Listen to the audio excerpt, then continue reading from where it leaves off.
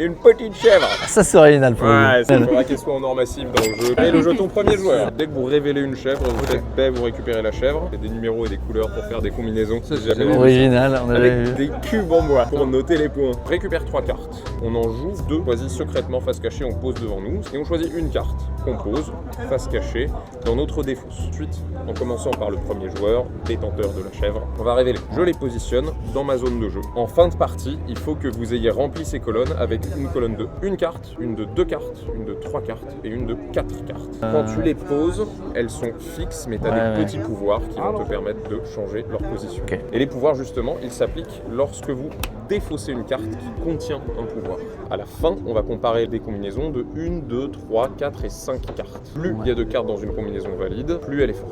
Quand on a fait nos colonnes, la première chose qu'on fait, c'est de regarder s'il y a des loups et des chèvres dans une seule zone.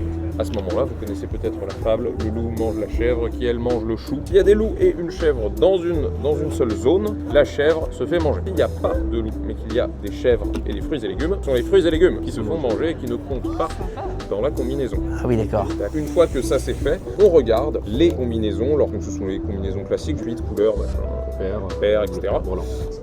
Mais il existe une combinaison mythique qui bat toutes les autres, le troupeau de chèvres. Peu importe le nombre, quand on compare les 3 cartes, la meilleure combinaison, c'est le troupeau de chèvres. Il va battre toutes les combinaisons, toutes sauf une. Combinaison de loup. Exactement. Petit de dernière les fagots, par exemple. Si on comparait ces 3 mains-là, ce sont donc des mains de une carte, exemple facile. Le loup bat la chèvre, c'est ce qu'on a vu, donc il marque 1 point. Mais il se fait battre par le 3, qui est un numéro supérieur. Donc le 3 marque 1 point, qui lui se fait battre par la chèvre, parce que la chèvre bat tous les fruits et légumes. Donc elle marque 1 point, chacun marque 1 point, tout le monde est content.